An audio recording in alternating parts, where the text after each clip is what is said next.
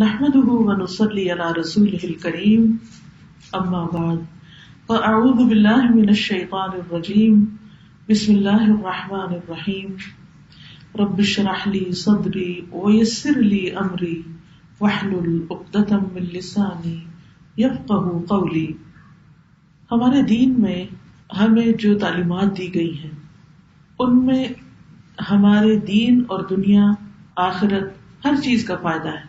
ہمارے دین نے ہمیں صرف یہ نہیں سکھایا کہ ہم زندہ کیسے رہیں، ہمیں یہ بھی بتایا کہ موت کیا چیز ہے اور موت کے بعد کے مسائل کیا ہیں اور موت کے بعد انسان کو کیا کچھ کرنا ہے اور اس کے ساتھ کیا پیش آنے والا ہے، دنیا میں اس کے پیچھے کیا ہونے والا ہے، یعنی جو اس سے متعلق ہے، دنیا کے حالات نہیں اس سے متعلق، لیکن جو اس کے پیچھے بچے رہ رہے ہیں یا والدین ہیں یا اس کا مال ہے یا اور چیزیں ہیں، اور اسی طرح آگے اس کے کیا ہونے والا ہے، قبر میں کیا ہوگا، حساب کتاب کیسے ہوگا، میزان کیسا ہے، پل صراط کیسا ہے، جنت کیسی ہے، جہنم کیسی ہے، وہاں کی زندگی کیسی ہے، کب تک وہاں رہنا ہے، یہ سب کچھ ہمارے دین نے ہمیں واضح طور پر بتایا ہے، اور جو بتایا ہے بالکل سچ اور ٹھیک بتایا ہے جیسے وہ ہونے والا ہے.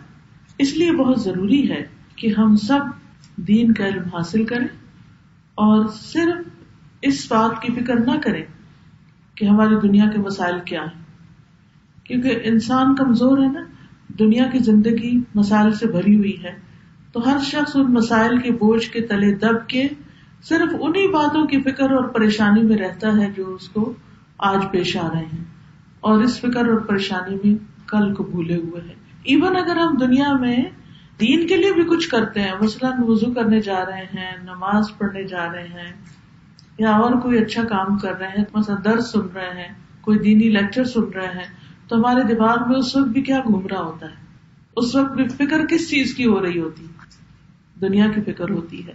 یعنی یہ کم ہی ہوتا ہے کہ دنیا کے کام کرتے ہوئے ہمیں آخرت کی فکر لگ جائے اور آخرت کی یاد ہمارے دلوں میں رہے اور موت کے بارے میں ہم سوچیں، وہ کم ہوتا ہے.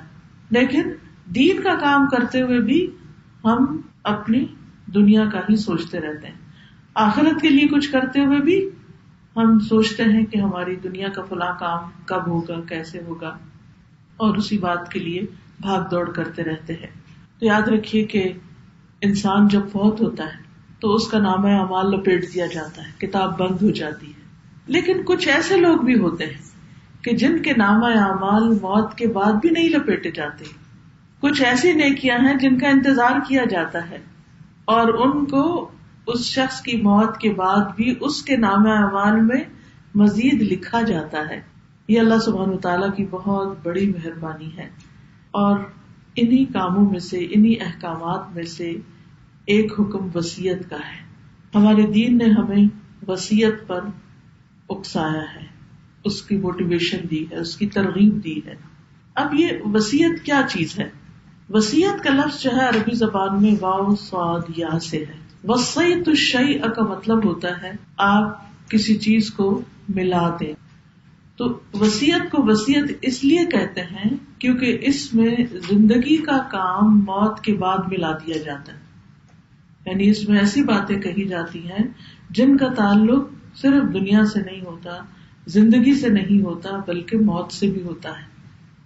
یعنی ہم سب نے مرنا ہے، ایک دن دنیا سے جانا ہے، لیکن ہم میں سے کتنے لوگ ہیں کہ جنہوں نے اس کی تیاری کی ہو، اور اس تیاری میں سے ایک چیز وصیت کرنا بھی، چاہے وہ وصیت ہماری اپنی اولاد کے بارے میں ہے یا اولاد کو ہے، یا پھر ہمارے مال کے بارے میں ہے، ہمارے گھر بار کے بارے میں ہے.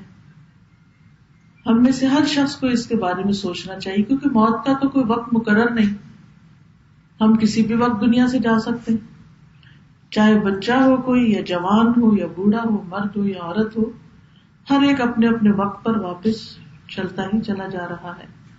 تو اللہ سبحانہ وتعالیٰ نے خود بھی وصیتیں فرمائی، اور پھر اس کے علاوہ ہمارے لیے بھی یہ پسند کیا کہ ہم بھی وصیت کریں.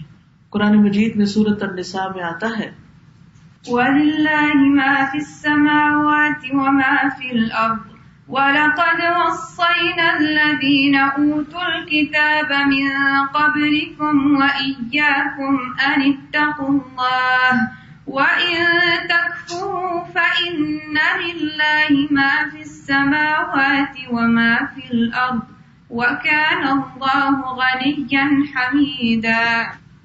اور اللہ ہی کا ہے جو کچھ آسمانوں میں ہے اور جو زمین میں ہے، اور بلا شبہ یقیناً ہم نے ان لوگوں کو جنہیں تم سے پہلے کتاب دی گئی اور تمہیں یہ وصیت کی ہے، یعنی تمہیں بھی وصیت کی ہے کہ اللہ سے ڈرو۔ اب یہ ایک وصیت کے الفاظ ہیں۔ کیا ہے وصیت؟ کہ اللہ سے ڈرو، اور اگر تم کفر کرو گے تو بے شک اللہ ہی کا ہے جو کچھ آسمانوں میں اور جو کچھ زمین میں ہے، اور اللہ ہمیشہ سے ہر طرح بے پرواہ اور تعریف کا حقدار ہے۔ اسی طرح اللہ سبحانہ تعالیٰ نے دین کو قائم کرنے کی بھی وصیت کی ہے۔ سورۃ الشورى آیت نمبر 13 میں اللہ تعالیٰ فرماتے ہیں، شرع لكم من الدين ما وصى به نوحا والذي أوحينا إليك وما وصينا به إبراهيم وموسى وعيسى أن أقيموا الدين ولا تتفرقوا فيه كبر على المشركين ما تدعوهم إليه الله يجتبي إليه من يشاء ويهدي إليه من ينيب۔ اس نے تمہارے لیے دین کا وہی طریقہ مقرر کیا ہے جس کا تاکیدی حکم، جس کی وصیت اس نے نوح علیہ السلام کو کی، اور جس کی وحی ہم نے آپ کی طرف کی، اور جس کی وصیت ہم نے ابراہیم اور موسیٰ اور عیسیٰ علیہ السلام کو دی، یہ کہ اس دین کو قائم رکھو اور اس میں الگ الگ نہ ہو جاؤ۔ مشرکین پر وہ بات بھاری ہے جس کی طرف آپ انہیں بلاتے ہیں۔ اللہ اپنی طرف چن لیتا ہے جسے چاہتا ہے، اور اپنی طرف راستہ اسے دیتا ہے جو رجوع کرتا ہے۔ تو اس سے یہ پتہ چلتا ہے کہ اللہ تعالیٰ نے انبیاء علیہ السلام کو بھی وصیت کی، تاکیدی احکامات دیے۔ ایک ہوتا ہے نصیحت، یعنی خیر خواہی کی بات کرنا، اور ایک ہوتا ہے وصیت۔ وصیت جو ہوتی ہے اس میں تاکید ہوتی ہے کہ ایسا لازمی کرنا ہے۔ آپ دیکھیں کہ زندگی میں ہم اپنے بچوں کو کیا کرتے ہیں؟ نصیحت کرتے ہیں، لیکن وہ باتیں جو ہم چاہتے ہیں کہ زندگی اور زندگی کے بعد بھی وہ قائم رکھیں، تو وہ کیا ہے؟ وصیت، یعنی زیادہ تاکید والی بات۔ اسی طرح اللہ سبحانہ وتعالیٰ انسان کو اپنے والدین سے حسن سلوک کی وصیت کرتے ہیں۔ سورۃ العنکبوت میں اللہ تعالیٰ فرماتے ہیں، وَوَصَّيْنَا الْإِنسَانَ بِوَالِدَيْهِ حُسْنًا وَإِن جَاهَدَاكَ لِتُشْرِكَ بِي مَا لَيْسَ لَكَ بِهِ عِلْمٌ فَلَا تُطِعْهُمَا إِلَيَّ مَرْجِعُكُمْ فَأُنَبِّئُكُم بِمَا كُنتُمْ تَعْمَلُونَ۔ اور ہم نے انسان کو اپنے ماں باپ کے ساتھ بھلائی کرنے کی وصیت کی، یعنی ماں باپ کے ساتھ اچھا سلوک ایسا حکم ہے جو ہمیشہ ہونا چاہیے، چاہے وہ زندہ ہیں چاہے وہ فوت ہو گئے۔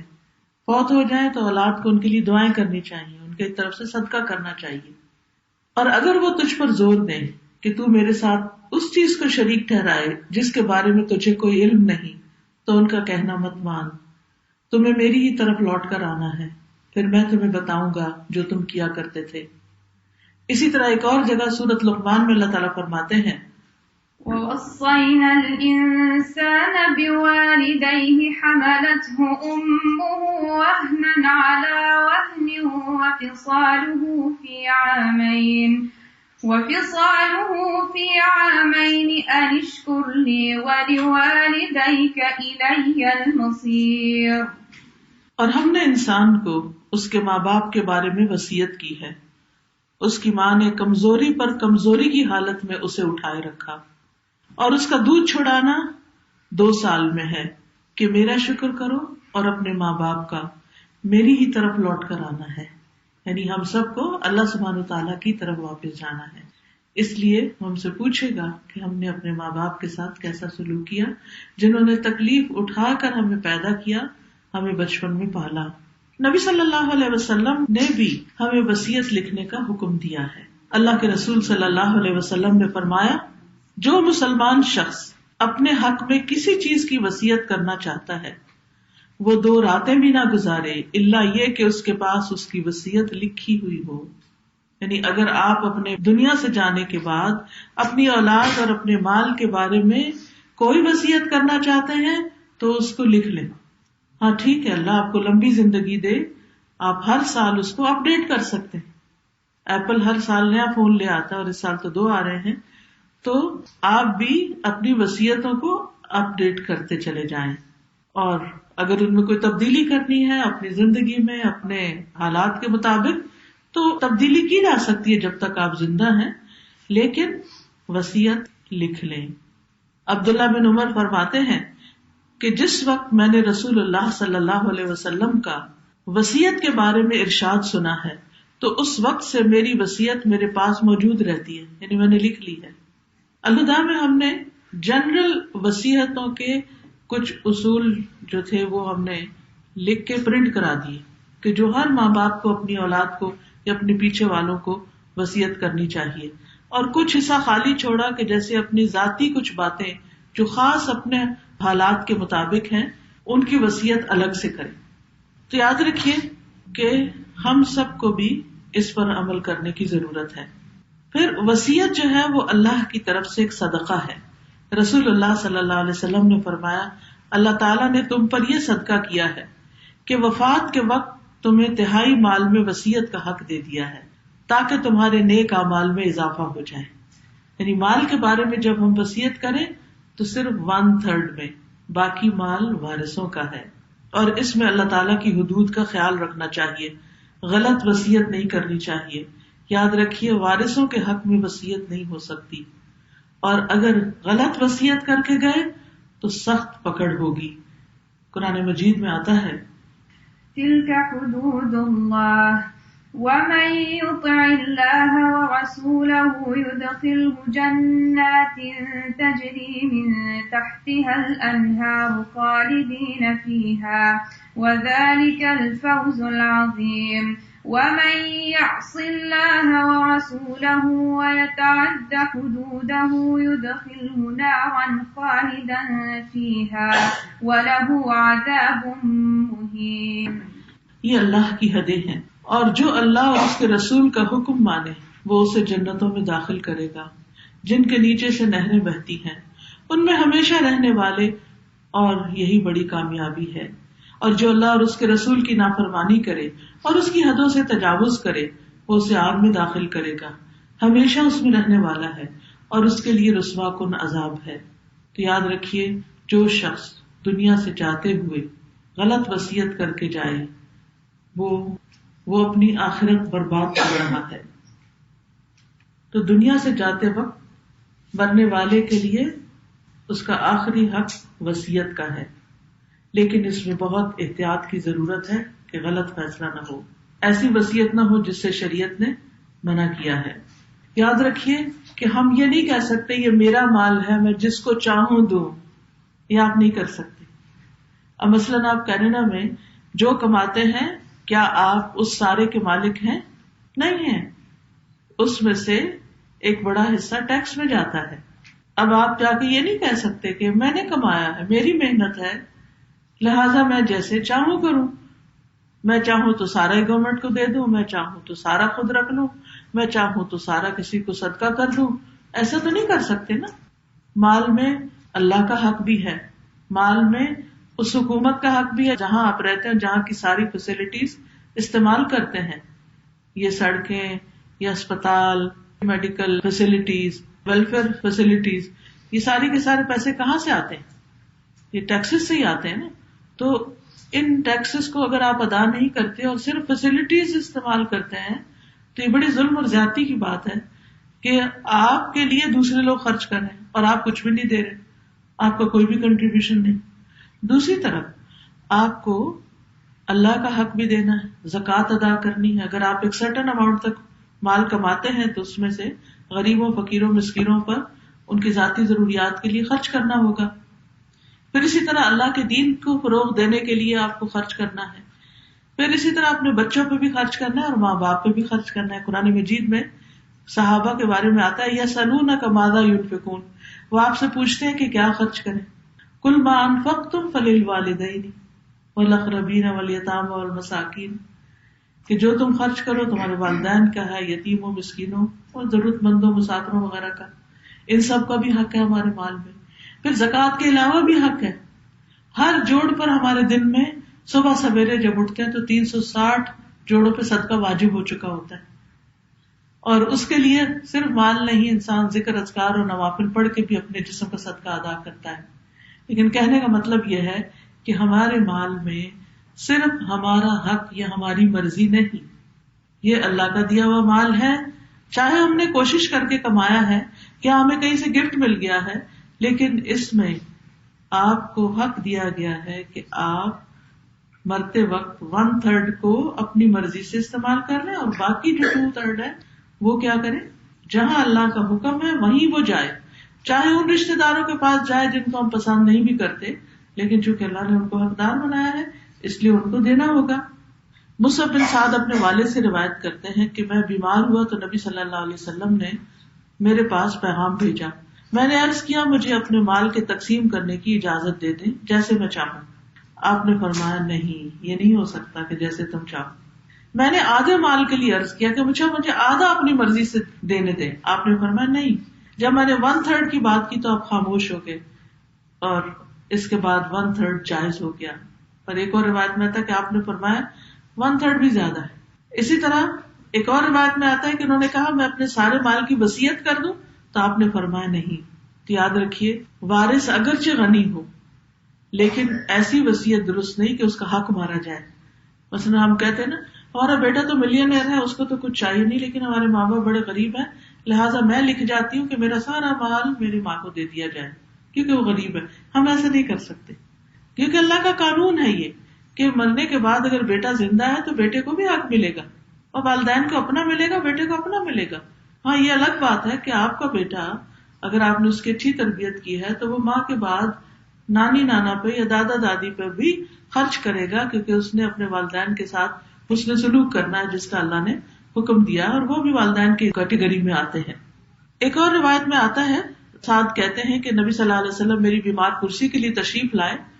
آپ نے پوچھا کیا تم نے وصیت کر دی ہے؟ میں نے عرض کیا جی ہاں. فرمایا کتنے مال کی؟ میں نے کہا اللہ کی راہ میں پورے مال کی، میں تو فی سبیل اللہ صدقہ کر رہا ہوں. فرمایا اپنی اولاد کے لیے کیا چھوڑا؟ میں نے عرض کیا وہ سب مالدار ہیں، ان کو نہیں ضرورت. آپ نے فرمایا صرف 1/3 کی وصیت کرو، اور 1/3 بھی بہت ہے، 1/3 بھی بہت ہے جس کی تمہیں اجازت دی جا رہی.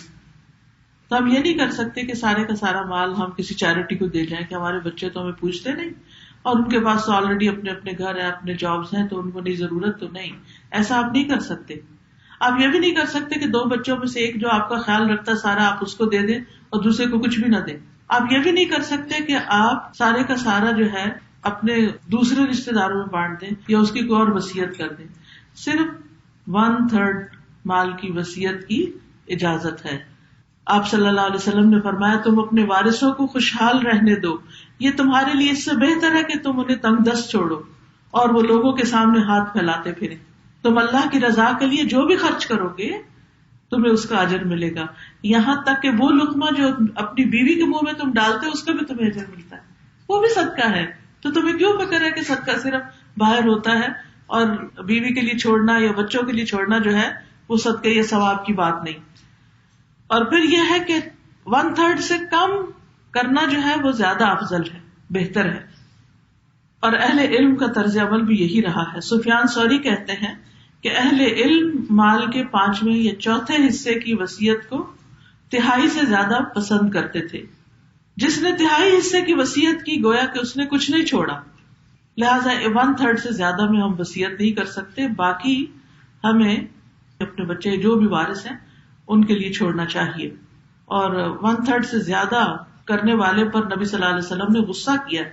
حنظلہ بن حزیم کہتے ہیں کہ ان کے دادا حنیفہ نے ان کے والد حزیم سے ایک مرتبہ کہا کہ میرے سارے بیٹوں کو یہاں اکٹھا کرو تاکہ میں انہیں وصیت کروں. چنانچہ انہوں نے ان سب کو اکٹھا کیا تو حنیفہ نے کہا میں سب سے پہلے تو وصیت یہ کرتا ہوں کہ میرا یہ یتیم بھتیجا جو میری پرورش میں ہے اسے 100 اونٹ دے دیے جائیں، جنہیں ہم زمانے جاہلیت میں مطیبہ کہا کرتے تھے، یعنی یتیم کو اس میں سے دے دیا جائے مطیبہ. حذیم نے کہا ابا جان میں نے آپ کے بیٹوں کو یہ کہتے ہوئے سنا ہے کہ والد کے سامنے تو ہم اس کا اقرار کر لیں گے لیکن مرنے کے بعد اپنی مرضی کریں گے جیسے عام طور پہ لوگ کرنا چاہتے ہیں. حنیفہ نے کہا میرے اور تمہارے درمیان نبی صلی اللہ علیہ وسلم میرے اور تمہارے درمیان نبی صلی اللہ علیہ وسلم ہے، یعنی ان سے فیصلہ کراتے ہیں. حذیم نے کہا ہم راضی ہیں. چنانچہ حذیم اور حنیفہ اٹھے اور ان کے ساتھ حنظلہ بھی جو نوعمر لڑکے تھے اور حذیم سواری کے پیچھے بیٹھے ہوئے تھے. یہ لوگ نبی صلی اللہ علیہ وسلم کی خدمت میں حاضر ہوئے اور سلام کیا. نبی صلی اللہ علیہ وسلم نے حنیفہ سے پوچھا اے ابو حذیم کیسے آنا ہوا؟ انہوں نے کہا اس کی وجہ سے، یعنی بیٹے کی طرف اشارہ کیا اور کہا کہ مجھے اندیشہ ہوا کہ کہیں مجھے بڑھاپا نہ آ جائے یا اچانک موت نہ آ جائے، اس لیے میں نے سوچا کہ وصیت کر لوں. چنانچہ میں نے اپنے بچوں سے کہا کہ میری سب سے پہلے وصیت یہ ہے کہ میرا یہ یتیم بھتیجا ہے جس کو 100 اونٹ دے دیے جائیں جنہیں ہم زمانے جاہلیت میں مطیبہ کہتے تھے. اس پر نبی صلی اللہ علیہ وسلم ناراض ہوئے. غصے کے آثار ہم نے آپ کے چہرے مبارک پر دیکھے. آپ پہلے بیٹھے ہوئے تھے، پھر گھٹنوں کے بل جھک گئے اور 3 مرتبہ فرمایا نہیں نہیں نہیں، صدقہ 5 اونٹوں کا ہے، ورنہ 10 ورنہ 15 اونٹ ورنہ 20 ورنہ 30 ورنہ 35، اگر بہت زیادہ بھی ہوں تو 40، اس سے زیادہ تم صدقہ نہیں کر سکتے. اور اگر کوئی ایسی وصیت کر جائے کہ جس میں 1/3 سے زیادہ ہے تو اس وصیت کو بعد میں تبدیل کیا جا سکتا ہے، ورنہ میت بھی مصیبت میں ہوگی اور بعد والے بھی آپس میں لڑائی جھگڑا کریں گے، حسد اور دشمنی کا شکار ہو جائیں گے. تو جو شخص اپنے وارثوں کو محروم کرے اس کی بظاہر نیکی والی وصیت کو بھی تبدیل کر دیا جائے گا. جابر بن عبداللہ کہتے ہیں کہ نبی صلی اللہ علیہ وسلم کو معلوم ہوا کہ آپ کے صحابہ میں سے ایک شخص نے اپنے غلام کو مدبر بنا دیا ہے کہ موت کے بعد وہ آزاد ہو جائے. چنانچہ ان کے پاس اس کے سوا کوئی مال نہیں تھا، بس ایک غلام ہی تھا. اس لیے آپ نے اس غلام کو 800 درہم میں بیچ دیا اور اس کی قیمت انہیں بھیج دی تاکہ وہ پھر باقی وارثوں تک بھی جائے. ایک مرتبہ آپ نے غلط وصیت کرنے والے کا جنازہ نہ پڑھنے کا ارادہ کیا، یعنی آپ اتنے غصے میں آئے. اصل بات یہ ہے کہ لوگوں کے اندر لڑائیاں جھگڑے فساد کیوں ہوتے ہیں؟ خون کے رشتے آپس میں کٹ جاتے ہیں کیونکہ ایک دوسرے کا حق مار جاتے ہیں، ایک دوسرے پر ظلم اور زیادتی ہوتی ہے، ایک دوسرے کے ساتھ ناانصافی ہوتی ہے. تو اس لیے بہت ضروری ہے کہ وصیت درست کی جائے. ابو زید کہتے ہیں کہ ایک انصاری اپنی موت کے وقت اس نے اپنے سارے غلام آزاد کر دیے تو آپ نے فرمایا اگر میں اس کے دفن سے پہلے حاضر ہوتا تو میں اس کو مسلمانوں کے قبرستان میں دفن نہ کرتا. پھر اسی طرح ایک اور بڑی اہم بات ہے کہ کافر مسلمان کا وارث نہیں بن سکتا. یعنی اگر کسی کی اولاد ہے اور وہ مرتد ہو گئی ہے، دین چھوڑ دیا اس نے، تو وہ اس کے مال میں وارث نہیں ہوگی. اسی طرح اگر پیرنٹس نان مسلم ہیں اور بیٹا مسلم ہے تو پیرنٹس اس کے مال میں سے حصہ نہیں لے سکتے، کیونکہ یہ حدیث میں آتا ہے کہ مسلمان کافر کا وارث نہیں ہوگا اور کافر مسلمان کا وارث نہیں ہوگا، کیونکہ 2 ملتوں والے ایک دوسرے کے وارث نہیں بنتے. اسی طرح ایسی کوئی وصیت جس میں کسی حرام کام کے لیے مال خرچ کرنے کی وصیت کی گئی ہو، کسی جھوٹ کے کام یا کسی دھوکے یا فریب کے کام میں مدد دینے کے لیے، تو اس کو بھی پورا نہیں کیا جائے گا. تو یاد رکھیے کہ ہمیں یہاں ہوتے ہوئے جو یہاں کا قانون اور طریقہ اس کو سامنے رکھتے ہوئے اس میں شریعت کے مطابق اپنی ول لکھے. السلام علیکم. وعلیکم السلام. کیونکہ یہاں کا لا ہے کہ 50-50 ہوگا. اگر ہسبینڈ فوت ہو جائے تو پوری جائیداد جو ہے بیوی کو جائے گی، اگر بیوی فوت ہو جائے تو ہسبینڈ کو جائے گی. اس کے بعد 50-50 بچوں میں ہوگا. لیکن اگر ہم نے اپنی ول اسلامی طریقے سے لکھی ہو تو that will supersede as long as بچے کورٹ میں جا کے اس کے لیے نہ لڑے. لیکن کیونکہ اگر ہم اچھی تربیت کریں گے، بچوں کو سمجھائیں گے کہ یہ ان کا حصہ ہے، تو ان حالات میں وصیت وہ مانی جائے گی جو کہ ماں باپ شریعت کے مطابق لکھ کے چھوڑے. ٹھیک ہے. تو ہونا کیا چاہیے؟ یعنی سب کو کسی لائر کے پاس جانا چاہیے اور پراپر پیپرز کے اوپر وصیت لکھنی چاہیے. جی جی. یا یہ کہ کسی بھی پیپر پہ لکھ کے چلے جائیں اور پھر اس کے مطابق سب کچھ تقسیم ہو جائے، کیا یہ ممکن ہے؟ استاذہ جی، بہتر یہی ہے کہ لائر کے پاس جا کے آپ پراپرلی وصیت لکھ لیں. کیا اس میں یہ لکھنا ہوگا کہ میرے پاس اتنی اور اتنی پراپرٹی ہے، اس کا اتنا حصہ اس کو، اتنا اس کو؟ دیا جائے، کیونکہ وہ پھر تبدیل بھی ہوتا رہتا ہے نا. ہاں جی. یا صرف آپ پورشنز لکھ دیں گے کہ پیرنٹس کو اتنا % دے دیں، اولاد کو اتنے % میرے جو بھی میں مال چھوڑوں، یعنی جنرل وصیت کر سکتے ہیں. جنرل وصیت بھی کر سکتے ہیں اور اسپیسیفک بھی کر سکتے ہیں، دونوں کر سکتے ہیں. اور اگر آپ نے نہیں لکھی وصیت تو پھر کیا ہوگا؟ پھر جو یہاں کا لا ہے اس کے مطابق مال غلط تقسیم ہو جائے گا. بہت لوگوں کو پتا نہیں ہے کہ ان کے ہسبینڈ کے یا اپنے اگر وہ کام کرتی ہیں تو ورک کے تھرو بھی ول کٹس ملتی ہیں جس کے اندر پوری انسٹرکشنز ہوتی ہیں، آپ لکھ سکتے ہیں، لیکن سم تھنگ دیٹ وہ ایڈورٹائز اتنا نہیں ہوتا ہے، آپ کو پتا نہیں ہوتا، لیکن یہ سروس اویلیبل ہوتی ہے. اور ایک اور بات کہ لائر کی بات ہے تو وہ فری سروسز ورک کے تھرو بھی ہوتی ہیں. اچھا، ورک کے تھرو فری سروسز ہوتی ہیں. تو میرا خیال ہے کہ ہم سب کو اپنی دنیا میں بھی اپنے بچوں کی بھلائی اور آخرت کے لیے بھی ضرور اس طریقے سے فائدہ اٹھانا چاہیے تاکہ ہم اس حال میں دنیا سے نہ جائیں کہ ہمارے مال میں کوئی غلط فیصلہ ہو. دوسری چیز ہے نصیحتیں کرنا، یعنی اچھی تعلیم کی وصیت کرنا. اس کے لیے ہم دیکھتے ہیں کہ انبیاء علیہ السلام نے اپنے بچوں کو نیکی کے کاموں کی وصیت کی ہے. اذ قال له ربه اسلم قال اسلمت لرب العالمين ووصى بها إبراهيم بنيه ويعقوب يا بني إن الله اصطفى لكم الدين فلا تموتن إلا وأنتم مسلمون. جب اس کے رب نے کہا، یعنی ابراہیم علیہ السلام سے، کہ فرما بردار بن جاؤ، اس نے کہا میں جہانوں کے رب کے لیے فرما بردار ہو گیا. اور اسی کی وصیت ابراہیم علیہ السلام نے اپنے بیٹوں کو کی. یعنی ابراہیم علیہ السلام نے اپنے بچوں کو جو وصیت کی تھی وہ کیا تھی؟ اور یعقوب علیہ السلام نے بھی کی، اے میرے بیٹوں، بے شک اللہ نے تمہارے لیے یہ دین چن لیا ہے، تم ہرگز فوت نہ ہونا مگر اس حال میں کہ تم مسلمان ہو. تو ہمیں اپنے بچوں کے لیے کیا لکھ کے جانا چاہیے کہ اللہ نے تمہارے لیے دین اسلام چنا ہے، تمہیں موت نہ آئے مگر اسلام کی حالت پر. اسی طرح یعقوب علیہ السلام کے بارے میں آتا ہے، ام کنتم شہداء اذ حضر یعقوب الموت اذ قال لبنیہ ما تعبدون من بعدی قالوا نعبد إلهك وإله آبائك إبراهيم وإسماعيل وإسحاق إلها واحدا ونحن له مسلمون تلك أمة قد خلت لها ما كسبت ولكم ما كسبتم ولا تسألون عما كانوا يعملون. کیا تم اس وقت حاضر تھے جب یعقوب علیہ السلام کو موت آئی، جب اس نے اپنے بچوں سے کہا میرے بعد تم کس کی عبادت کرو گے؟ وہ کہنے لگے ہم آپ کے الہ اور آپ کے باپ دادا ابراہیم، اسماعیل، اسحاق علیہ السلام کے ایک الہ کی عبادت کریں گے اور ہم اسی کے لیے مسلمان ہیں، اسی کے فرما بردار ہیں. تو انبیاء علیہ السلام اپنی اولادوں کو اسلام پر قائم رہنے کی وصیت کر کے گئے. آج ہمارے لیے بھی کتنا ضروری ہے ایسے ماحول میں کہ ہم اپنے بچوں کو اپنے دل کی آواز، اپنی تڑپ، اپنی خواہش کا اظہار کر کے جائیں کہ ہمارے مرنے کے بعد تم مسلمان رہنا اور موت تک مسلمان رہنا. نوح علیہ السلام نے بھی جب ان کی وفات کا وقت قریب آیا تو انہوں نے اپنے بیٹے سے فرمایا کہ میں تمہیں ایک وصیت کر رہا ہوں جس میں تمہیں 2 باتوں کا حکم دیتا ہوں اور 2 باتوں سے روکتا ہوں.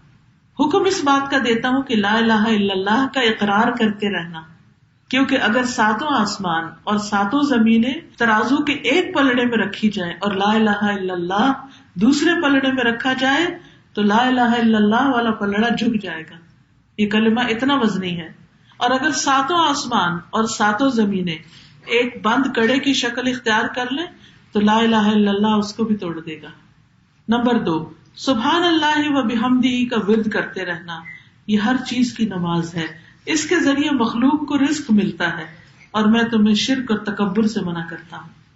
تو رزق کی تنگی ہو تو اس کے لیے بھی سبحان اللہ و بحمدہ پڑھنا چاہیے. اب آپ دیکھیں کہ یہ 4 باتیں نوح علیہ السلام نے بتائی تھی. ہم بھی اپنے طور پر جو بھی ہو اس کے مطابق اپنے بچوں کے لیے وصیت لکھ جائیں. کبھی ہم سوچتے نہیں ابھی تو ہم جوان ہیں اور ہمارے بچے تو ابھی دودھ پیتے ہیں، بہت چھوٹے ہیں، ریسنٹلی ایک خاتون کے بارے میں پتہ چلا کہ تیسرے یا چوتھے بچے کی پیدائش کا وقت تھا، ہاسپٹل گئی اور اتنی زیادہ ان کو بلیڈنگ ہوئی کہ بالکل موت کے لالے پڑ گئے. کتنی دفعہ ایسا ہوتا ہے کہ دودھ پیتے بچے ہوتے، چھوٹے بچے ہوتے، پیرنٹس کبھی ایکسیڈنٹ میں چلے جاتے، کبھی کچھ ہو جاتا ہے. تو ایسی صورت میں بھی اپنے بچوں کو بتا کے جانا چاہیے کہ ہم کون ہیں اور ہمارے بعد تم کیا کرنا. لقمان حکیم نے اپنے بیٹے کو وصیت کی تھی اور اس میں خاص طور پر شرک سے بچنے کے لیے کہا تھا اس نے. پھر اخلاقیات کی وصیت بھی کی اس نے اپنے بیٹے کو.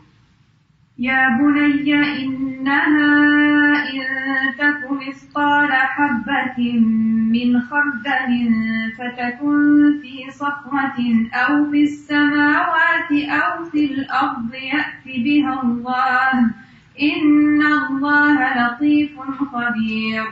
یا بنی اقم الصلاة وأمر بالمعروف وانهى عن المنکر واصبر على ما أصابك إن ذلك من عزم الأمور ولا تصعر خدك للناس ولا تمش في الأرض مرحا إن الله لا يحب كل مختال فخور. وَاقْصِدْ فِي مَشْيِكَ وَاغْضُضْ مِن صَوْتِكَ إِنَّ أَنكَرَ الْأَصْوَاتِ لَصَوْتُ الْحَمِيرِ. اے میرے چھوٹے بیٹے، بے شک اگر کوئی چیز رائی کے دانے کی وزن کی ہی کیوں نہ ہو، وہ کسی چٹان میں ہو یا آسمانوں میں یا زمین میں، تو اسے اللہ لے آئے گا. بلا شبہ اللہ بڑا باریک بین اور پوری خبر رکھنے والا ہے. اے میرے چھوٹے بیٹے، نماز قائم کرو اور نیکی کا حکم دو اور برائی سے منع کرو. چھوٹے بچے کو کہا جا رہا ہے نیکی کا حکم دو، برائی سے روکو اور اس مصیبت پر صبر کرو جو تمہیں پہنچے. یقیناً یہ ہمت کے کاموں میں سے صبر بڑے مشکل کام ہے. اور لوگوں کے لیے اپنا رخسار نہ پھیلاؤ، یعنی منہ پھلا کے بات نہ کرو اور زمین میں اکڑ کے نہ چلو.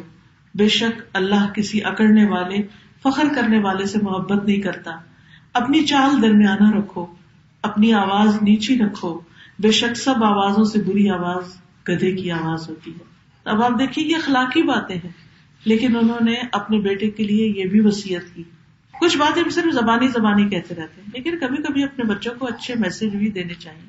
جب ہم کسی خاص موقع پر اگر ان کو کوئی کارڈ دیں، کوئی چیز لکھ کر دیں، تو اس میں اچھی اچھی باتیں لکھ کر دیں. آپ دیکھیں کہ وہ ساری زندگی سنبھال کر رکھیں گے. پہلے زمانے میں تو ماں باپ بچوں کو خط لکھا کرتے تھے، تو وہ خط نسلیں آگے سنبھال کے رکھتی تھی جب تک کہ وہ بالکل ختم نہیں ہو جاتے تھے. لیکن آج کل خط لکھنے کا تو بالکل رواج ختم ہوتا جا رہا ہے، اور کارڈ وغیرہ پر اگر کچھ لکھے تو وہ بھی جو پرنٹڈ میسج ہوتے ہیں اس کے نیچے سائن کر کے دے دیتے، تو وہ فائدہ نہیں. اپنے ہاتھ سے چاہے کسی اچھے خوبصورت کارڈ پر ان کے لیے وصیت لکھ کے رکھ دیں. نبی صلی اللہ علیہ وسلم نے بھی وصیتیں کی. آپ نے بھی لوگوں کو اللہ کے تقوی کی وصیت کی، سنت کو تھامنے کی وصیت کی، نماز کی حفاظت کرنے کی وصیت کی، اللہ سے حیا کرنے کی وصیت کی، عبادات سے متعلق وصیتیں کی، نماز چاشت کی حفاظت کی وصیت کی، اچھے اخلاق کی وصیت کی. یعنی آپ نے اخلاقی نصیحتیں بھی کی، عبادات سے متعلق بھی کی، نیکی کے کسی بھی کام کو حقیر نہ سمجھنے کی وصیت کی آپ نے. آپ صلی اللہ علیہ وسلم نے فرمایا کسی نیکی کو کرتے ہوئے اس کو معمولی نہ سمجھو، اگرچہ تم رسی کو جوڑنے کے لیے ٹکڑا ہی دو. یعنی کوئی اگر کسی دھاگے یا رسی میں تھوڑی سی کمی ہو گئی ہے تو وہ بھی اگر تمہارے پاس ایکسٹرا تم دے دو تو اس سے بھی تمہیں فائدہ ہوگا. اپنے ڈول میں سے پانی مانگنے والے کے برتن میں ڈال دو. یا پانی پی رہے ہیں بوٹل سے، مثلاً کسی اور کو پیاس لگی تھوڑا اس کو بھی ڈال دیں. اگرچہ تم اپنے مسلمان بھائی کو خوشی سے ملو، کشادہ چہرے سے، خواہ کسی تنہا آدمی کی گھبراہٹ اس کے ساتھ رہ کر دور کرو، خواہ تم کسی کو کوئی جوتے کا تسمہ دے دو، یہ سب کے سب نیکی کے کام ہیں. آپ نے ان کی وصیتیں کی. یہ چھوٹے چھوٹے کاموں کو بھی حقیر نہ سمجھو. پھر سلام پھیلانے اور کھانا کھلانے کی وصیت کی آپ نے. غصے سے بچنے کی وصیت کی. ایک شخص آیا کہنے لگے اے اللہ کے رسول مجھے کوئی وصیت کیجیے. آپ نے فرمایا غصہ نہ کرو. اس نے پھر پوچھا، آپ نے فرمایا غصہ نہ کرو، غصہ نہ کرو. پھر اپنے بال بچوں پہ خرچ کرنے کی وصیت کی، پڑوسی کے ساتھ اچھے سلوک کی وصیت کی، اپنے اوپر والے کی اطاعت کی وصیت کی، اپنے نیچے والوں کے ساتھ بھلائی کرنے کی وصیت کی. پھر اسی طرح لوگوں سے بے نیاز ہونے اور محتاط رویے اختیار کرنے کی وصیت کی. ہاتھوں کو خیر و بھلائی کے کاموں میں استعمال کرنے کی وصیت کی. نبی صلی اللہ علیہ وسلم نے فرمایا اپنے ہاتھ کو قابو میں رکھو، اور ایک حدیث میں آتا ہے کہ ہاتھوں کو نہ پھیلاؤ مگر خیر اور بھلائی کی طرف. پھر مظلوم کی بد دعا سے بچنے کی وصیت کی آپ نے، ہاتھ اور زبان کو قابو میں رکھنے کی، لعنت سے بچنے کی وصیت کی. پھر ناز و نام سے بچنے کی وصیت کی، اپنے مرنے کو قریب سمجھنے کی وصیت کی، ذکر کو زیادہ کرنے کی وصیت کی، ہر بلند جگہ پر چڑھتے ہوئے اللہ اکبر پڑھنے کی وصیت کی، قرآن کی تلاوت کرنے کی وصیت کی، خاص دعا پڑھنے کی وصیت کی. نبی صلی اللہ علیہ وسلم نے ایک دفعہ حضرت معاذ سے فرمایا، ان کا ہاتھ پکڑ کر کے، اے معاذ اللہ کی قسم مجھے تم سے محبت ہے، اللہ کی قسم مجھے تم سے محبت ہے.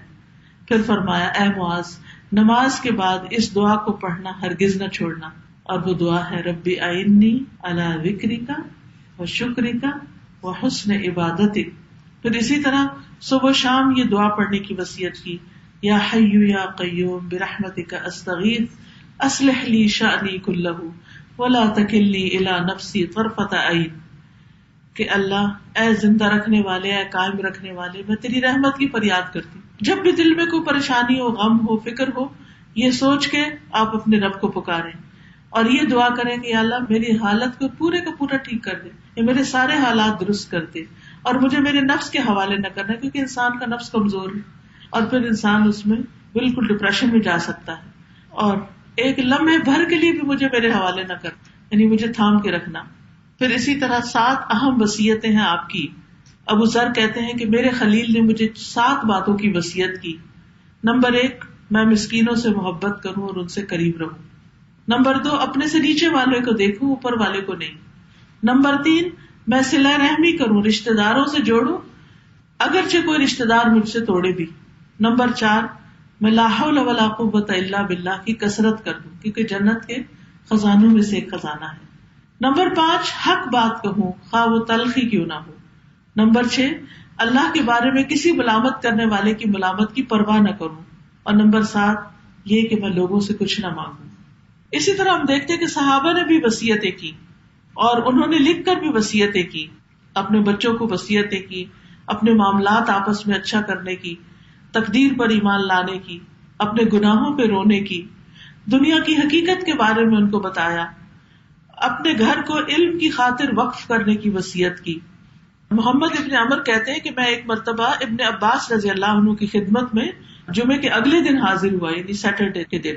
اس وقت وہ نبی صلی اللہ علیہ وسلم کی زوجہ میمونہ کے گھر میں تھے، کیونکہ حضرت میمونہ نے اس کی وصیت فرمائی تھی.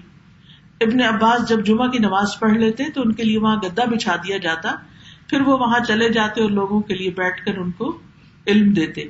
یعنی انسان اپنے مرنے کے بعد اپنے گھر کو یا اپنی کسی پراپرٹی کو اللہ کی راہ میں بھی وقف کر سکتا ہے کہ وہاں تعلیم کا کام ہو، تاکہ مرنے کے بعد اجر اور ثواب جاری رہے. پھر دوسروں کو علم اور ایمان تلاش کرنے کی وصیت. پھر اپنے بعد جو اپنے بعد والا ہو اس کو وصیت کے وہ انتظام کیسے چلائے. جیسے وائف ہے تو ہسبینڈ کے لیے کچھ باتیں چھوڑے، ہسبینڈ ہے تو وائف کو کچھ باتوں کی نصیحت کرے. اور خاص طور پر مرنے کے بعد کفنانے دفنانے کے بارے میں جو وصیتیں ہیں وہ ضرور کرنی چاہیے، کہ کس طرح کا آپ اپنے لیے جنازہ اور کفن دفن چاہتے ہیں، کون آپ کو غسل دے، کون آپ کو کفن دے، اور کفن کہاں ہے، کہاں دفن ہونا چاہتے ہیں، ان ساری چیزوں کے بارے میں بھی بتانا چاہیے. اب آپ کو ایک کتاب دی گئی ہے اور اس کا ٹائٹل ہے وصایا ام حکیمہ. ام حکیمہ کی وصیتیں. ام حکیمہ اپنے بچوں کو وصیت کر رہی ہیں. وصایا ام حکیمہ لابنہا. ام حکیمہ اپنے بیٹے کو وصیت کرتی. تو سب ماں کو اپنے بچوں کے لیے وصیت لکھنی چاہیے اور ان کو زبانی بھی باتیں سمجھانی چاہیے.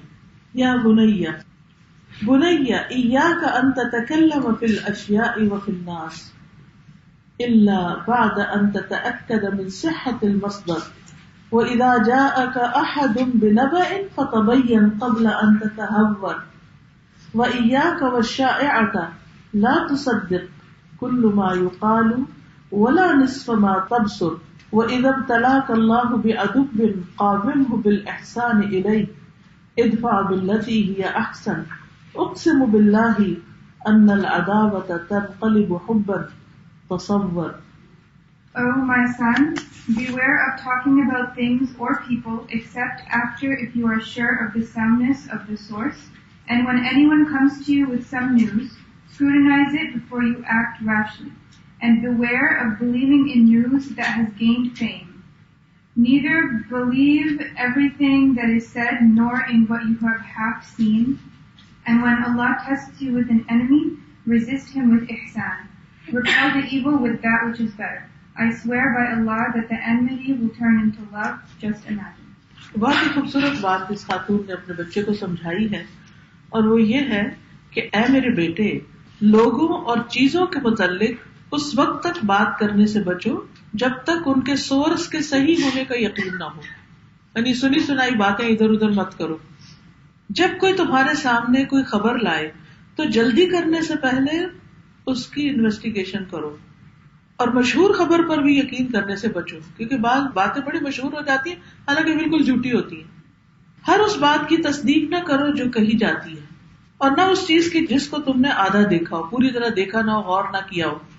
اور جب اللہ تمہیں دشمن کے ساتھ مبتلا کرے تو اس کے مقابلے پر اس سے احسان کرتے ہوئے اس کا مقابلہ کرو. اس طریقے سے برائی کو ہٹاؤ جو سب سے اچھا ہو. میں اللہ کی قسم کھاتی ہوں کہ بے شک دشمنی محبت میں پلٹ جائے گی. ذرا سوچو تو صحیح. آپ دیکھیے کہ جو ماں اپنے بچے کو یہ بات سمجھانے میں کامیاب ہو جائے تو اس بچے کی زندگی کتنی آسان ہو جائے گی.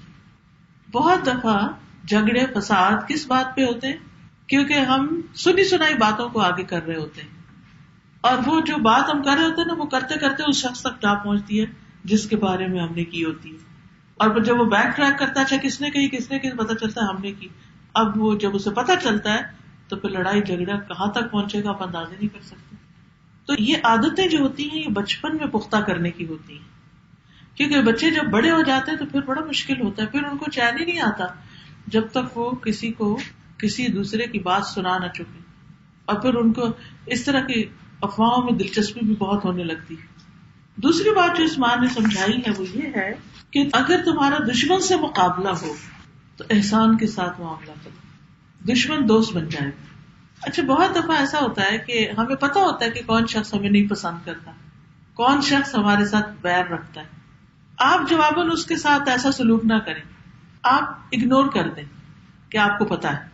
آپ یہ جتائیں بھی نہ کہ آپ کو پتا ہے کہ آپ کیا کر رہے ہیں، کیونکہ اس وقت ہم ایک دفعہ تو بتا کے دھمکی دے دیتے ہیں، مجھے چل گیا پتا جو کچھ تم کر رہی ہو میرے ساتھ. حالانکہ بعض اوقات وہ خبریں جھوٹی بھی ہو سکتی. لیکن اگر آپ جواباً جب آپ کو پتا چلے کہ کوئی شخص مجھ سے کھچا ہے تو بجائے اس کے کہ اس کو تانا دے تم کیوں مجھ سے کھچے ہوئے اور تم مجھ سے اچھا سلوک نہیں کر رہے، یا آپ اٹھا کے اپنے ہسبینڈ کو شکایت کریں کہ وہ آپ کی بھابھی جو ہے وہ میرے ساتھ یہ کر رہی ہیں اور فلانا یہ کر رہا ہے. ان ساری باتوں میں پڑنے کی بجائے بہتر کیا ہے کہ جو آپ سے اچھا نہیں کرنا آپ اس سے اچھا شروع کر دیں، تو وہ آپ کے اپنے دل کی آگ بھی ٹھنڈی ہونے لگے گی اور دوسرے کے اندر سے بھی پریشانی ختم ہو جائے گی. ورنہ ادھر ادھر معاملہ پھیلا کے کبھی معاملات سلجھے نہیں، زیادہ الجھ جاتے ہیں. اور قرآن مجید میں بھی آتا ہے نا، ادفع باللتی ہی احسن فاذا الذی بینک وبینہ عداوۃ کأنہ ولی حمیم. اگلی بات کہتی ہے اذا اردت ان تکشف صدیقا سافر معه ففي السفر ينكشف الانسان يذوب المظهر وينكشف المخبر ولماذا سمي السفر سفرا الا لانه عن الاخلاق والطبائع يسفر. When you desire to discover the true worth of a friend, travel with him, because during travel a person is unveiled. The external appearance melts away and the true self is uncovered.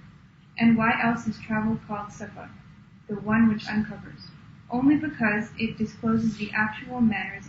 جب تم چاہو کہ کسی دوست کی حقیقت تم پہ کھل جائے تو اس کے ساتھ سفر کرو، کیونکہ سفر میں انسان کی حقیقت کا پتہ چل جاتا ہے، سفر میں اس کا ظاہر کھل جاتا ہے، اور سفر میں ہی اس کے اندر کا پتہ چلتا ہے. آخر سفر کو سفر کیوں کہا جاتا ہے؟ صرف اس لیے کہ یہ انسان کے اخلاق اور طبیعتوں کو ظاہر کر دیتا ہے. حضرت عمر کے پاس ایک شخص گواہی دینے آیا کہ فلاں شخص بہت اچھا ہے. آپ نے کہا کیا تم نے اس کے ساتھ کبھی سفر کیا؟ نہیں وہ تو نہیں کیا. کیا تم کبھی اس کے نیبرہڈ میں رہے ہو، پڑوسی رہے اس کے؟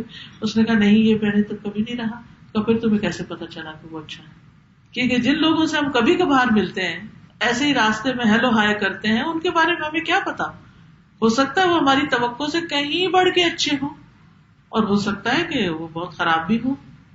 تو کسی ایسے شخص کے بارے میں ہم کیا گواہی دیں گے، اور ہماری گواہی کی پھر کیا حیثیت ہوگی؟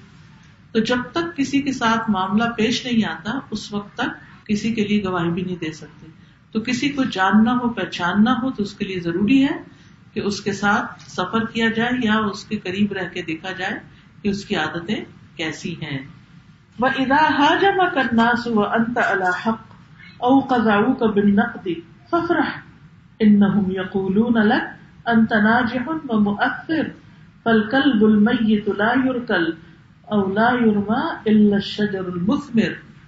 And when people attack you while you are upon the truth or malign you with criticism, then rejoice. They are actually saying to you that you are productive and influential. For a dead dog is not kicked, and stones are not cast except upon fruitful trees. عام طور پہ ایسا ہوتا ہے نا، بچے شکایت لے کے آ جاتے ہیں، وہ بھائی نے مارا مجھے، وہ کلاس فیلو یہ کر رہا ہے، بچے اسکول میں بلی ہوتے ہیں، کئی طرح کے پرابلمز ہوتے ہیں. تو جب وہ آپ کے پاس کوئی شکایت لے کے پہنچے تو بجائے اس کے کہ آپ کہ ہاں تم تو واقعی بڑے مظلوم ہو اور تمہارے ساتھ سارے زیادتی کرتے ہیں، ٹھہرو میں ان کی خبر لیتی ہوں اور اٹھ کے چل پڑے اور صرف اس کی بات پہ یقین کر کے جا کے دوسرے کی پٹائی کر دیں. یہ نہیں کبھی ہونا چاہیے، کیونکہ بعض اوقات بچے ایگزاجریٹ بھی کرتے ہیں، بعض اوقات ان کا اپنا قصور ہوتا ہے، چھیڑا انہوں نے ہوتا ہے، جو مار کھاتے ہیں تو روتے ہوئے آ جاتے ہیں. جو پہلی بات انہوں نے کی ہے کہ معاملے کی تحقیق کرو، ایسے کسی کی خبر سن کے اس کے اوپر ایکشن نہ لو. دوسری بات یہ ہے کہ بچے کو یہ سمجھائے کہ دیکھو بیٹا، اگر کوئی تمہارے اوپر تنقید کرتا ہے، کریٹیسائز کرتا ہے تمہیں، تو اس پہ تم ناراض نہ ہو بلکہ خوش ہوا کرو. حقیقت یہ ہے کہ لوگ تمہیں کہتے ہیں کہ تم کامیاب ہو، کیونکہ جس درخت پہ پھل نہیں ہوتے اس کو کوئی پتھر نہیں مارتا. تو تنقید کے دو فائدے ہوتے ہیں. نمبر ایک یہ کہ ہمیں بعض اوقات اپنی غلطیاں خود نہیں پتا ہوتی. جب کوئی کریٹیسائز کرتا تو ہمیں خیال آتا او واقعی یہ تو میں کر رہا تھا. مثلا میں اپنی ایک غلطی سے مثال دوں گی کہ عموماً لیکچر کے اینڈ میں لوگ کوشچن لکھ کے بھیجتے تھے مجھے، تو میں بعض کوشچن پڑھتے ہوئے ہنس پڑتی تھی کیونکہ وہ بہت چائلڈش سے سوال ہوتے. تو مجھے کسی نے لکھ کر بھیجا کہ آپ لوگوں کا مذاق کیوں اڑاتی ہیں. حالانکہ میری نیت میں مذاق نہیں تھا، میں تو اس کو بس لائٹلی ایسے جوک کے انداز میں پڑھ دیتی تھی، لیکن جس نے لکھا ہوگا اس کو پسند نہیں آیا. تو میں نے ریئلائز کیا کہ ہاں واقعی میں ٹھیک نہیں کر رہی، چاہے کوئی نہ سمجھ بھی ہے، چائلڈش بھی ہے، کچھ بھی ہے. کیونکہ اکثر ایسے میں نے دیکھا ہے کہ جب بچے بات کرتے تو وہ ہنس دیتے ہیں، سارے مل کے ہنس پڑتے ہیں بچے پہ. آپ نے کبھی سوچا کہ اس وقت بچے کا حال کیا ہوتا ہے، بچے پہ کیا گزرتی ہے، ہم اس کا کانفیڈینس کتنا خراب کر رہے ہوتے ہیں. کبھی اس کے جواب پہ ہنس دیتے ہیں، کبھی اس کی بدتمیزی پہ، کبھی اس کے اچھے پہ. نہیں، مذاق نہیں اڑانا چاہیے کسی کا بھی. کوئی کتنا بھی نہ سمجھ ہو، ہمیں باوقار انداز میں ہی بات سننی چاہیے. تو میں نے اپنی اس کی اصلاح کر لی. اس کے بعد بھی زندگی میں کئی لوگوں نے مجھ پہ کئی تنقیدیں کی، تو جہاں میں دیکھتی تھی یہ صحیح بات کہہ رہے ہیں اور مجھ میں غلطی ہے، میں نے اپنی اصلاح کر لی اور مجھے فائدہ ہو گیا. اور جہاں میں نے دیکھا کہ لوگ غلط بات کر رہے ہیں لیکن یہ بالکل غلط کہہ رہے ہیں، ایسی کوئی بات ہے نہیں، وہاں صبر سے کام لیا. کیا میں اپنا وقت اس میں نہیں ضائع کر سکتی کہ اپنے آپ کو اٹھ کے ڈیفینڈ کرنا شروع کر دوں؟ کیونکہ بہت دفعہ لوگ جب ان پہ کوئی تنقید کرتا ہے تو وہ ڈیفینسو موڈ میں آ جاتے ہیں، وہ اتنا ڈیفینڈ کرتے ہیں کہ معاملے کو پہلے سے بھی زیادہ کمپلیکیٹ کر دیتے ہیں. جس بات کو کسی نے ایسے ہی راہ چلتے کہا تھا مذاق میں، وہ بات ہم نے سنجیدگی سے پکڑ کے اس کو اور پکا کروا دیا. تو اس لیے تنقید کے معاملے میں بہت سینسیٹیو نہیں ہونا چاہیے. اگر کوئی ہمارے سامنے ہی ہمارے پیچھے ہماری کو برائی کر بھی دیتا ہے تو ایک بات کہا کریں، او جانے. یہ پنجابی کا ایک لفظ ہے، او جانے. کیا مطلب ہے او جانے؟ یعنی اس کے دو مطلب ہو سکتے ہیں. ایک تو یہ کہ وہ جانے اور اس کا رب جانے، اللہ اس کو پوچھ لے گا. دوسرا یہ کہ اللہ کی طرف اشارہ کہ وہ جانے، یعنی میں نے اپنا معاملہ اللہ کے سپرد کر دیا، وہ جانے اور اس کا بندہ جانے کہ آگے کیا ہونا چاہیے. ہماری پھوپھی جو تھی اور ہماری نانی، ان کا یہ تکیہ کلام ہوتا تھا، چھوٹی چھوٹی بات پہ کہتے اچھا وہ جانے، کوئی گل نہیں، وہ جانے. اس وقت مجھے کبھی سمجھ نہیں آتی کہ وہ جانے کا کیا مطلب ہے. اب بڑے ہو کے سمجھ آئی کہ وہ جانے کا مطلب یہ کہ اگنور. جسٹ جیسے میں اپنے، میری بیٹیاں بڑی تھی اور بچہ چھوٹا تھا، بیٹا تھا، اور وہ ان تینوں کو تنگ کرتا تھا، تو میں ہر وقت ان کو کہتی تھی جسٹ اگنور.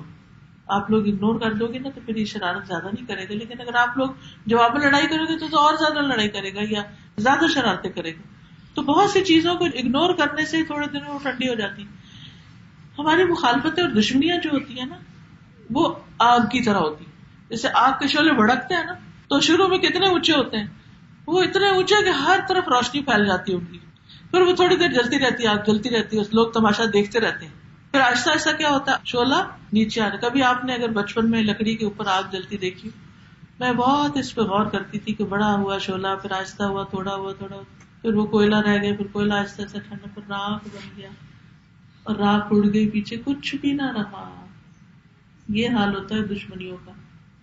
ہم ان کو نہ ہوا دیں. ہوا دینے کا مطلب کیا ہے؟ وہ شعلہ نیچے لگا، ہم نے اور اس کو پنکھا دیا اور شعلہ دوبارہ بھڑک اٹھا. ہم جب بہت صفائیاں پیش کرنے لگتے ہیں تو وہ اور زیادہ بھڑکتا ہے شعلہ. تو ہم نہ بھڑکانے والے بنے، اگنور کر دیں. اچھا خیر کوئی بات، اس سے کیا فرق پڑتا ہے؟ کیا ہو جائے گا زیادہ سے زیادہ؟ جب میرے بارے میں کوئی بات کرتا ہے اور وہ غلط بات کرتا ہے تو میں اپنے آپ کو یہ کہہ کے تسلی دیتے ہیں زیادہ زیادہ کیا ہو جائے گا، 2 دن آگ بھڑکے گی، اس کے بعد ٹھنڈی ہونی ہے. آگ کی صلاحیت یہی ہے، وہ ٹھنڈی ہوتی ہے، چاہے وہ پورا جنگل جلا دے، اس نے ہمیشہ نہیں جلتے رہنا. ٹھیک ہے نقصان تو ہوتا ہے، لیکن بعض اوقات آگ بجھانے میں اور زیادہ نقصان ہو جاتا ہے. کیسے بلا؟ پتا ہے آپ کو، کبھی کبھی ہم غلط طریقے سے آگ بجھاتے ہیں تو آگ پھیل جاتی ہے. مثلا اگر کوئی شخص دوڑ پڑے، جس کو آگ لگی اور دوڑ پڑے تو کیا ہوتا ہے، اس کو ہوا لگتی ہے اور جل جاتا ہے. تو اس بجھانے کا بھی ایک طریقہ ہوتا ہے، اس کے لیے بھی حکمت اور ایک سلیقہ ہوتا ہے.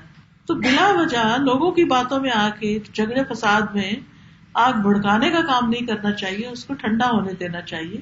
اور کتنی باتیں ایسی ہوں گی ماضی میں جو اس وقت آپ کو لگتا ہوگا زندگی موت کا مسئلہ ہے، اور آج وہ آپ کے حافظے میں بھی نہیں ہوگی، پوری ڈیٹیل بھی آپ کو یاد نہیں رہی ہوگی. تو اس لیے اس بھڑکتی آگ اور غصے اور ناراضگی کے موقع پر اور صبر سے کام لے، چپ ہو جائیں، ادھر ادھر ہو جائیں، اور اللہ تعالیٰ سبب پیدا کر دے گا آپ کے دفاع میں. اور ڈیفینڈ کرنا بھی ہو اس وقت نہیں، کیونکہ اس وقت تو آگ بھڑک رہی ہے نا، ایکسائٹمنٹ ہوتی ہے نا جب آگ بھڑکتی ہے تو لوگ اس وقت ایکسائٹیڈ ہوتے ہیں، وہ سننے کو بھی تیار نہیں ہوتے. لیکن جب وہ سب ٹھنڈے ہو جاتے تو لوگ انجام پہ غور کرنے لگتے ہیں کہ اچھا اس میں کیا بات تھی، پھر وہ سننے کو بھی تیار ہو جاتے. تو آپ کی بھی باری آئے گی جواب دینے کی. ابھی دوسرے اگر بھڑک رہے تو ذرا بھڑک لیں، ٹھنڈا ہونے دیں ان کو. جب آپ کی باری آئے گی تو آپ تحمل سے اچھے سے جواب دیں. اس میں سے ہر نصیحت آپ اپنے بچے کے ساتھ اس طرح پڑھیں. میں نے اپنے بچے کے ساتھ اس طرح پڑھا تھا کہ میں نے عربک اور اردو پڑھی اور اس نے انگلش پڑھی، پھر ہم نے اس کو ڈسکس کیا. تو اس میں آپ دیکھیں کہ کافی ساری نصیحتیں ہیں. اگر آپ کو سمجھ نہ آئے تو اس پر میرے لیکچرز موجود ہیں ویب سائٹ پہ، قرآن ان ہینڈ ایپ میں بھی. آپ بک کلب میں جائیں، کلک کریں اور اس میں سے بسایا ام حکیمہ کی نصیحتیں نکالیں، اور اس میں سے ایک کے اوپر میں نے کافی ٹائم لگا کے بھی ڈسکشن کی ہوئی ہے. ان کو آپ سنیں اور اپنے بچوں کے ساتھ ڈسکس کریں اپنے الفاظ میں، ان کی لینگویج میں. ہم میں سے ہر ماں باپ کا فرض ہے کہ اپنے بچوں کو وصیت کریں، ان کو اچھی نصیحت کریں. بعض اوقات ہم آتے ہیں لیکچر سنتے ہیں، لیکچر سن کے چلے جاتے ہیں، بھول جاتے ہیں اور پھر جا کے چھوڑ دیتے ہیں. نہیں، اس کو 3 زبانوں میں رکھنے کا مقصد یہی تھا تاکہ اس کو پھر پڑھا جا سکے. جس کو گھر میں اردو آتی ہے اردو پڑھ لے، جس کو انگلش آتی ہے انگلش. لیکن زیادہ بہتر یہی ہے کہ ہر روز صرف ایک بات، بچے کو کہیں رات کو جب کام کر کے لیٹیں یا دن کو تھوڑا سا ٹائم ہو تو کہ آئے بیٹے ایک چھوٹی سی بات ہم شیئر کرتے ہیں، اور اس کے کہتے چلو تم یہ پڑھ کے سنا. وہ پڑھے گا، پھر آپ اس سے پوچھیں کیا سمجھ آئی آپ کو، پھر وہ بتائے گا، پھر آپ ایڈ کریں. پھر اگر ڈیڈی پاس بیٹھے تو ان کو کہیں آپ بتائیے. تو دوسرا بھائی وہاں کھیل رہا ہے اس کو کہ اچھا. تو اگر سارے بچے نہیں بھی اکٹھے ہوتے، سارے گھر والے نہیں بھی، ایک کو لے کے بیٹھ جائیں اور باقی سنتے رہیں.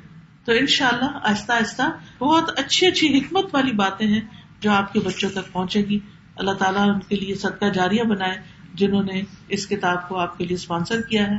اور باقی یہ ہے کہ کچھ کارڈز اور کتابیں وغیرہ موجود ہیں، آپ لوگ خرید سکتے ہیں، دوسروں کو بھی تحفے میں دے سکتے ہیں، کیونکہ انسان کے فوت ہونے کے بعد انسان کے اپنے عمل تو ختم ہو جاتے ہیں. ہاں علم جو دوسروں تک پہنچایا جائے وہ صدقہ جاریہ بنتا ہے. مال جو علم کے راستے میں یا نیکی کے کاموں میں خرچ کیا جائے، یا پھر وہ اولاد کی دعائیں. تو اولاد کی اچھی تربیت کریں گے تو ان کی دعائیں ہمیں ملے گی. وہ بڑے ہو کے یاد کریں گے میری ماں نے مجھے نصیحت کی تھی اور آج میرے بڑے کام آئی. تو اس فریضے کو ادا کریں. ہم جب خود سے زبانی بولتے رہتے ہیں نا وہ اتنا افیکٹو نہیں ہوتا. جب ہم ایک 3rd پرسن کے ریفرنس سے بات کرتے ہیں تو وہ اس کو ذرا ایزی لیتے ہیں. تو اس لیے انشاءاللہ یہ چیز آپ کے لیے فائدہ مند ہوگی. جزاکم اللہ خیرا کثیرا. اس کے ساتھ ہی ہم اختتام کرتے ہیں آج کی مجلس کا. سبحانک اللہم و بحمدک، اشہد ان لا الہ الا انت، استغفرک و اتوب الیک. السلام علیکم و رحمۃ اللہ وبرکاتہ. يا بني أقم الصلاة وأمر بالمعروف وانه عن المنكر واصبر على ما أصابك إن